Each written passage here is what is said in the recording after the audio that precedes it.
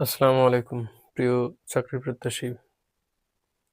চলুন খুব দ্রুত দেখে নেওয়া যাক এই সমস্যাটি আপনি কিভাবে সমাধান করবেন। যাতে আপনার সময় বেঁচে যায় এবং এমসিকিউ গুলো খুব তাড়াতাড়ি দাগাতে পারেন। প্রথমেই একটু কয়েকটি ধাপেই এটি আসলে সমাধান করতে হবে। তো আপনি সূচকটিকে একটু সূত্র অনুসারে ভেঙে নেবেন।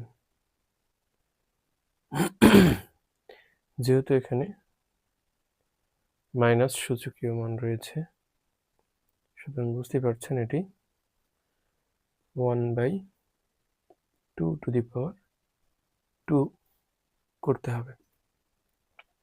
এর পরের স্টেপে আপনি এভাবে